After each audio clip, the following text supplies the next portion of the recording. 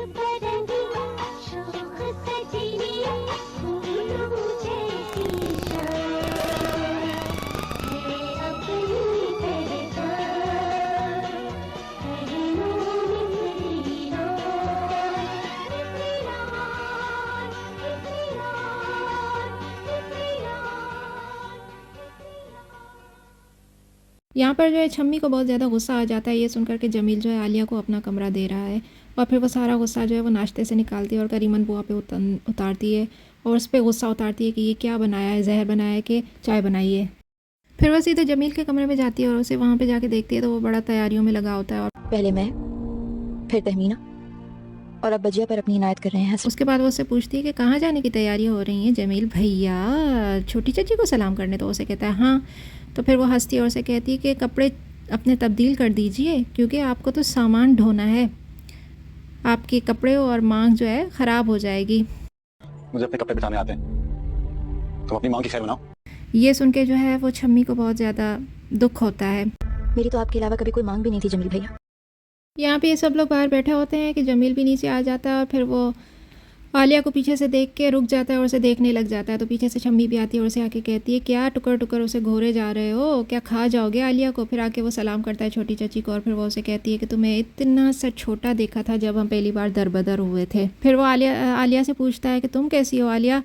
तो बीच में छम्मी जो बात को काट देती है कि जल्दी से इसे सामान बताएं। आलिया को जो है उससे बात करने का मौका ही नहीं देती। फिर जो है छोटी चटी कहती है अपनी बेटी को कि जब नाश्ता कर लो तो फिर दादी से जाके मिल लेना। तो वो कहती है अम्मा आपने मुझे पहले क्यों नहीं बताया, हम खाम यहाँ पे अपना वक्त ज़ान कर रहे हैं, हम जाके दादी से मिल लें। तो फिर छम्मी जो है उसे लेके वहाँ से चली जाती है। हाँ हाँ चलो चलो चलो। लेकिन जाते हुए वो जमील को छेड़ती हुई जाती है कि जमील भैया सामान याद से पहुँचा देना ऊपर। तो छोटी चटी कहती है कि अरे हाँ हाँ पहुँचा देगा। आप नहीं जानती चाची, इन्हें भूलने की पुरानी बीमारी है। लेकिन हम भी इन्हें भूलने नहीं देंगे और इन्हें हमेशा याद दिलाते रहेंगे कि सामान ढोना है।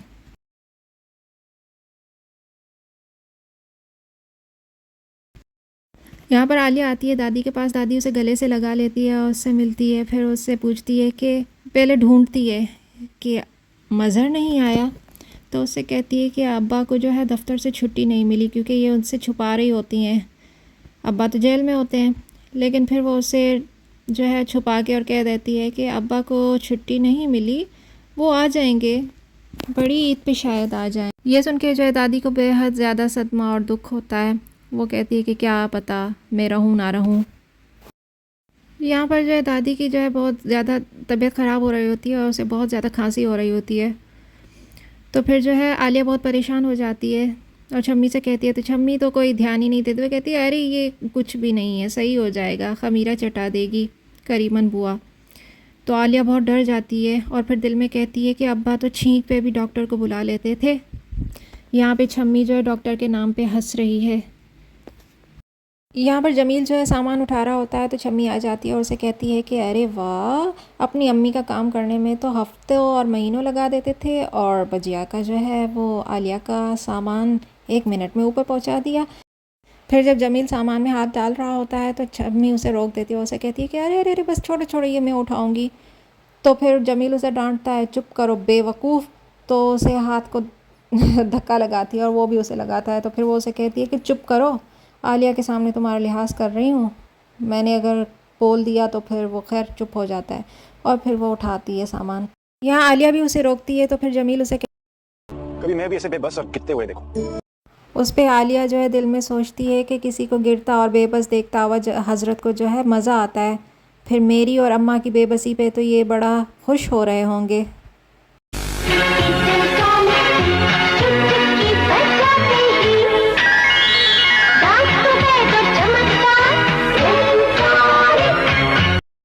यह छम्मी जो है सारा सामान ले आती है और कहती है कि देखो ले आए ना सारा सामान ऊपर। और जमील भैया जो है एक ही चीज़ उठाने में बस हाँफने लग जाते हैं। तो फिर आलिया उसे कहती है छम्मी तुम्हारा पांचा। तो हंस के टाल देती, हाय निगोड़ा फट गया, वो सामान उठाने में फट गया होगा। तो यहाँ पे शकील भी आ जाता है और उसे कहता है कि मैं बताऊँ। तो उसे कहती है चुप कर हरामखोर, खबरदार। तो फिर वो कहता है अरे इसके पास तो कपड़े ही नहीं है, ये तो जो 3-4 जोड़े पहन रही है अपनी अम्मा मरहूमा के पहन रही है। और फिर छम्मी जो है उसे चप्पल दे मारती है और कहती है निकल यहाँ से हरामखोर, मेरे मुंह मत लगाकर, हर वक्त मुझसे मजाक करता रहता है। यहाँ जमील आते हैं कमरे में और आके बड़ा फ़ख्र से पूछते हैं, हाँ तुम्हें कमरा कैसा लगा। यहाँ की सबसे खूबी ये है कि गली से जो है खैराती बिजली मिल जाती है। और फिर उसे कहता है कि मैंने जो है ना अपनी बीए की तैयारी यहीं की है। तो फिर छम्मी उसे कहती है जी हाँ, बीए। फिर वो बताता है कि वैसे तो यहाँ पे कोई भी नहीं आता, बस कभी कभार जो है एक काली स्याह और बदसूरत चमगादड़ आती है, जिसे सुन के जो है वो छम्मी बहुत ज़्यादा दुखी हो जाती है और चुप हो जाती है। छम्मी जो आलिया से पूछती है कि कौन सी चादर बिछाऊं बजिया, तो उसे कहती है अरे छोड़ो छम्मी, तुमने इतना कुछ कर दिया, तुम्हारा बहुत शुक्रिया। तो उसे कहती है कि मुझे आपसे मिलने का बहुत ज़्यादा शौक़ था, आपको पता है, क्योंकि बड़े चचा और बड़ी चची आपकी बहुत ज़्यादा तारीफ़ें करती थी, आप पढ़ी लिखी है ना, हम तो जाहिल हैं। तो उस पर आलिया उसे कहती है कि मुझे इतनी ज़्यादा खुशी कभी अपनी ज़िंदगी में किसी पढ़े लिखे से भी मिल के नहीं हुई जितनी मुझे तुमसे हुई है। तुम ना पढ़ के भी कितनी प्यारी और मासूम हो। तो छम्मी उसे कहती है कि मैं ख़त पढ़ भी लेती हूँ और लिख भी लेती हूँ, बस स्कूल नहीं गई मैं। यहाँ पे बीच में जो है जमील बोलता है, कहता है कि मुझसे पूछो तो तुम तो इस बंदे से मिलके ज़रा सी भी खुश नहीं हुई, बल्कि तुम तो यहाँ पे किसी से भी खुश नहीं होगी, क्योंकि तुम तो महज अपना पढ़ी लिखी लड़कियों वाला रोब झाड़ रही हो। और ये कह के वो वहाँ से चला जाता है। यहाँ पे छम्मी कहती है, हाय आपको देख के शान में आ गए हैं हज़रत, वैसे आप फ़िक्र ना करें, यहाँ पे तो ऐसी लगी रहती है, ये सर बटोर तो होती रहती है।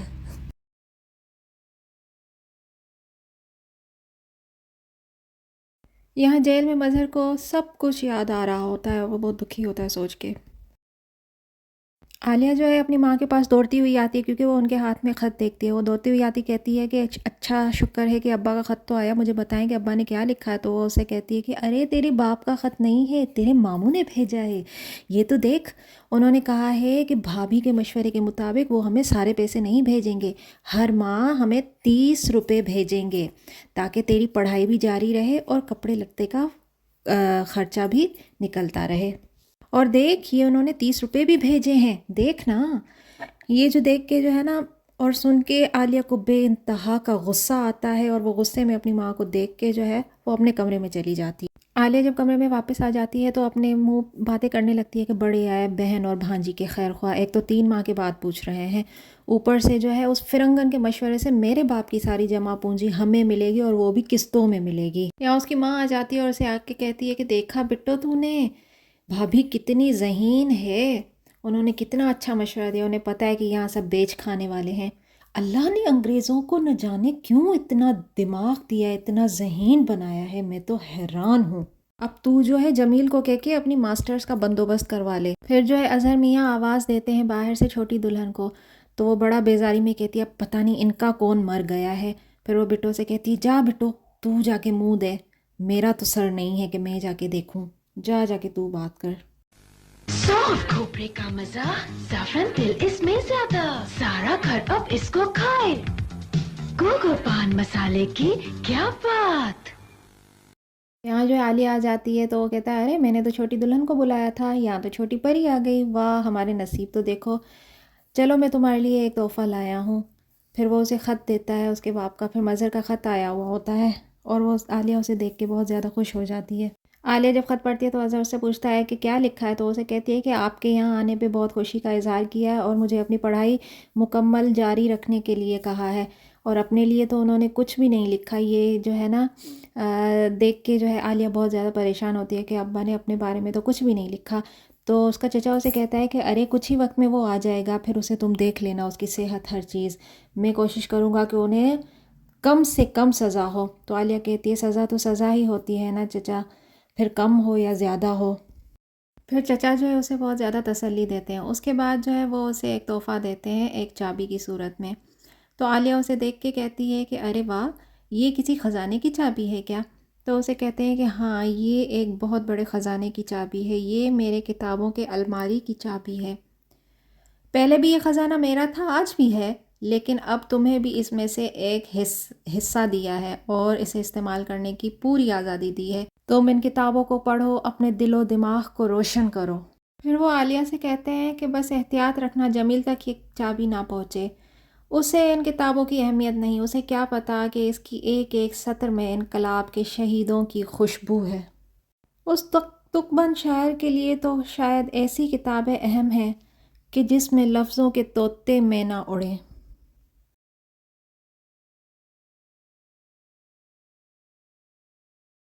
शकील आलिया से कहता है कि दादी जो है ना, मुझसे बहुत ज़्यादा प्यार करती है। वो कहती है कि तुम छोटे चचा की शक्ल के हो। तो उस पर आलिया हंसती है और उसे कहता है कि ना वो मुझसे बहुत ज़्यादा प्यार करती है, मुझे किताबों के पैसे दिया करती है, और ये बात जो है ना वो छम्मी को पसंद नहीं है। आप बताएं मैं किससे पैसे लूँ, अम्मा से, अब्बा से या जमील से? ये सब लोग तो चीखते हैं पैसों के नाम पे। फिर जो है वो आलिया उसे कहती है कि इधर आओ, एक काम करते हैं, मेरे पास 2 रुपए हैं, तुम्हें चाहिए? तो ये सुन के जो है वो शकील बड़ा खुश हो जाता है और फिर जो है ना उसे गले से लगा लेता है। फिर यहाँ आलिया अंदर ही अंदर में सोचती है कि यहाँ एक को दूसरे से आखिर कुछ क्यों नहीं मिलता। जमील भैया को जो है वो चाबी नहीं मिलती, दादी को दवाई नहीं मिलती, छम्मी को उसका बाप नहीं मिलता, चची को घर का खर्च नहीं मिलता, और बड़े चचा के हिंदुस्तान को आज़ादी नहीं मिलती। तो फिर आखिर मुझे और अम्मा को यहाँ क्या मिलेगा। यहाँ आलिया आती है छम्मी के पास और उसे आके कहती है कि मैंने तुम्हें शकील को मारने से मना कर दिया, इसलिए तुम मुझसे नाराज़ हो। तो उसे कहती है लानत भेजें शकील पे, बात कुछ और है, अब्बा मियाँ का ख़त आया है। तो उसे कहती है कि अल्लाह खैर करे, क्या हुआ है? तो उसने कहा कि अब उन्होंने कहा है कि अब मैं तुम्हें महीने में फिर से सिर्फ 10 रुपये भेजूँगा, है कि ना तुम्हारा एक और भैया पैदा हो गया है, तो इसलिए वो मुझे सिर्फ 10 रुपये भेजेंगे। तो उसे कहती है कि अरे ये तो खुद अच्छी बात है, तुम्हें तुम्हारे भैया की बहुत ज़्यादा मुबारक हो। तो छम्मी कहती है हमारा कोई भैया भैया नहीं है, अल्लाह करे मर जाए। हाँ, अम्मी के जाने के बाद हमारा कोई भी नहीं है, कोई भी भाई बहन नहीं है, हम बिल्कुल अकेले हैं। अब हमारे अब्बा जो है वो जितनी भी शादियाँ करेंगे, उनके जितने भी बच्चे होंगे, जितने भी पिल्ले होंगे, वो क्या हमारे बहन भाई होंगे? छोड़िए, हमारा तो कोई भी नहीं है, हम बिल्कुल अकेले हैं। फिर वो जो है आलिया के गले लग जाती है और कहती है कि हम सच कह रहे हैं, कोई भी नहीं है हमारा, हमसे कोई भी प्यार नहीं करता, सब आपसे प्यार करते हैं, सब आपको पसंद करते हैं। जमील भैया भी आप ही को पसंद करते हैं, जब भी कहीं बाहर से आते हैं तो आपके इर्द गिर्द घूमना शुरू हो जाते हैं, हम तो उन्हें नज़र ही नहीं आते। बातें सुन के जो है आलिया अपनी पुरानी सोचों में गुम हो जाती है। फिर उसे कुसुम का प्यार और अपनी बहन का प्यार और उनके अंजाम जो है वो याद आ जाते हैं। यहाँ आलिया जो है वो छम्मी को ना दिलासा देती है और उसे कहती है तुम भी बिल्कुल जो हो ना बुद्धू हो, मैं भला क्यों अपनी ज़िंदगी इन प्यार और इश्क मोहब्बत में अपनी ज़ाया करूँगी। तुम ज़रा खुद सोचो, जिस बुद्धू को, बेअकल को चचा अपनी किताबों की चाबी नहीं देते, मैं भला उसको क्यों अपने इर्द गिर्द घुमाऊँगी। सोचो ज़रा सोचो। तो फिर ये सोच के जो है ना वो छम्मी जो है बड़ा खुश हो जाती है और हंसने लग जाती है। हम भी यही सोच रहे थे, हमारी वजह ऐसी तो ना थी। और फिर वो उसे कहती है कि ऐसे 10 जमील भैया भी हो ना तो तुम्हारी बजिया का कुछ भी बिगाड़ नहीं सकते, तुम समझी? तो खुश होके कहती है कि हाँ हाँ मैं समझ गई समझ गई। मेरी मुट्ठी में बंद है क्या, बता दो ना। नाज पान मसाला, नाज पान मसाला। यहाँ आलिया जो है छम्मी की बातें सोच रही होती है जो उसने जमील के बारे में कही थी और ज़्यादा अफसरदा होती है। फिर उसकी माँ भी आ जाती है और फिर आके इससे पूछती है कि क्या हुआ बिट्टो। तो उसे कहती है कि आज मुझे अब्बा की बहुत ज़्यादा याद आ रही है। तो उसकी माँ उसे कहती है कि अब्बा को याद करने के बजाय अपना सबक याद किया करो, अपनी पढ़ाई पे तवज्जो दो। और तो उसे कहती है कि आप जो है ना वो अब्बा के लिए दुआ किया करें। तो उसे कहती है उसने तो हम पे रहम नहीं किया, उसने तो जो करना था उसने कर लिया और हमारा भी नहीं सोचा। बड़े भैया भी कोई जिक्र नहीं करते मुकदमे का। खैर फिर वो जो है आलिया उससे कहती है कि अम्मा बस आप अब्बा के लिए दुआ किया करें। फिर आलिया की माँ जो है वो जमील को बुलाती है और फिर वो उसे आके कहता है जी चची आपने बुलाया। तो उसे कहती है कि बेटा आलिया को जो है ना वो ट्यूशन पढ़ाने के लिए मास्टर की ज़रूरत है। तो फिर वो आलिया से पूछती है किस क्लास का होना चाहिए। तो उसे कहती है आप खुद ही बता दें, और वो ये कह के यहाँ से चली जाती है। आलिया की माँ ने जो जमील को भेजा हुआ होता है कि बेटा जा जाके आलिया से खुद ही पूछ ले, पता नहीं इस लड़की को क्या हो गया है। तो वो आके इससे कहता है कि क्या हुआ आलिया बेगम। तो उसे कहती है मेरा नाम आलिया है और मुझे इस लफ्ज़ से सख्त चिढ़ है। तो उसे कहता है क्या लफ्ज़ों के साथ साथ तुम्हें बंदों से भी चिढ़ है। तो उसे कहती है कि देखें जमील भैया, मुझे ज़्यादा तंग मत किया करें, अगर आप बाज ना आए ना तो फिर मैं अम्मी को लेके मामू के यहाँ चली जाऊँगी। और फिर ये कह के वहाँ से चली जाती है और जमील चुप होता है।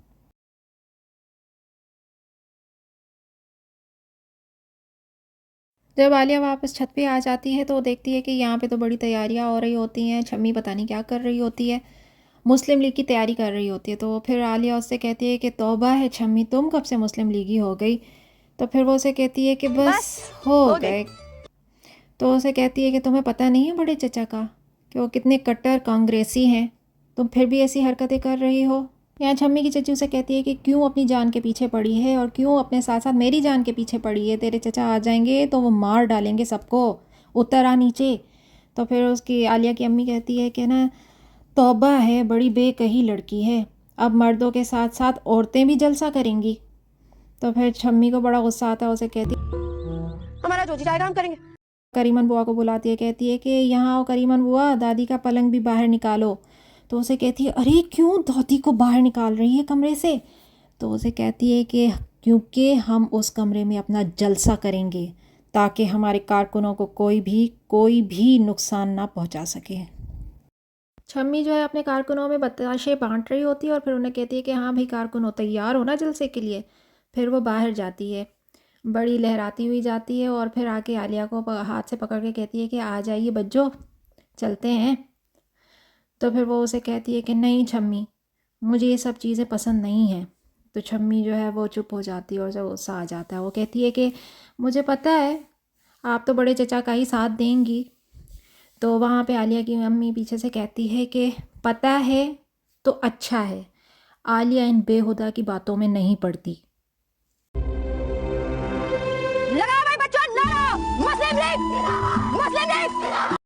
लो भाई अजहर चचा भी आ जाते हैं और सब डर जाते हैं और फिर वो एक बार चीख के ही कहते हैं क्या हो रहा है ये। और ये सुन के तो छम्मी के जो भी कारकुनान होते हैं वो ऐसे भागते हैं कि जैसे बकरियाँ। फिर अजहर चचा सबको कहते हैं कि इस जाहिल को कोई समझाता क्यों नहीं, मैं एक दिन इसकी सारी हड्डियाँ तोड़ दूंगा। तो वो बाहर आके उसे कहती है तो बहुत काबिल है ना, बहुत पढ़ाया लिखा है, मुझे जो जहालत है जाने देते हैं। वो अजहर चचा जो है फिर एक डंडा उठाते कहते हैं आज मैं इसको मार दूंगा। तो उसकी जो चची है उसे रोकती है, जवान बेटी पे हाथ उठाएंगे क्या, अरे छोड़ दें। तो वो भी उसे कहती है कि नहीं नहीं छोड़ दें चची, छोड़ दें, आज तो तोड़ने ही दें इनको मेरी हड्डियाँ। देखा जाए तो छम्मी का कसूर भी क्या है, बाप ने फेंक दिया किसी और के दरवाजे पे, वहाँ पे 5 दर्जे के बाद इसको बिठा दिया गया, घर पे बिठाया भी खुद और फिर हर कोई इसको जहालत के ताने भी खुद ही देता है। फिर जमील ने इसको इश्क में अपने लगाया, इश्क में लगा के फिर इसको भूल भी गया। वो बेचारी, इसको क्या पता कि मुस्लिम लीग होता क्या है, वो तो उसके इश्क के चक्करों में ही मुस्लिम लीग बन गई।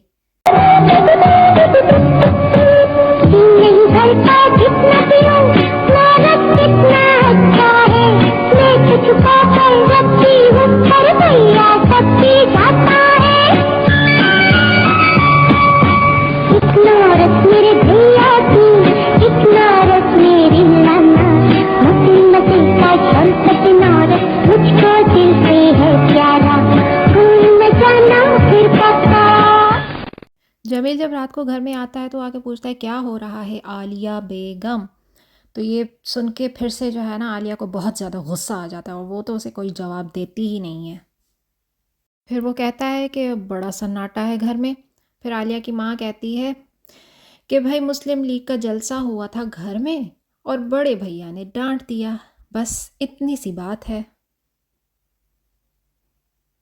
फिर वो कहता है खूब खूब, फिर तो हमारे कांग्रेसी अब्बा की जो है रगे बड़ी भड़क उठी हुई होंगी। यहाँ पे उसकी माँ भी आ जाती है। फिर वो कहता है कि ये घर जो है ना मेरे अब्बा की अज़मत का मिसाली नमूना है। हज़रत जो है इतने सालों से कांग्रेस की ग़ुलामी कर रहे हैं लेकिन अपने बेटे को एक नौकरी तक नहीं दिला सके। हालांकि अब तो कांग्रेस की वजारतें भी बन गई हैं कि मजा लेके इनको एक ठेंगा भी दे दिया हो। उस पर उसकी माँ ऐसे डांटती है और कहती है कि हाँ अब तू आग लगा, कुछ पास नहीं रखा तूने अपने अब्बा का। तेरे अब्बा कांग्रेस की जो ग़ुलामी कर रहे हैं ना किसी लालच में नहीं कर रहे। तो उसे कहता है कि आपको क्या पता कि अब्बा बस छोड़ें। फिर वो करीमन बुआ से कहता है कि अब्बा के मेहमानों से अगर कोई कुछ खाना बच गया हो तो हमें मिल सकता है, भूख लगी है। तो उसे कहती है कि हाँ इतना बड़ा तो तू बाहर से हुआ है ना खा खा के। वो अपनी माँ के पास जाता है, कहता है ओहो अम्मा तो खामखा बिगड़ गई। तो उसे कहती है हट परे बेगैरत।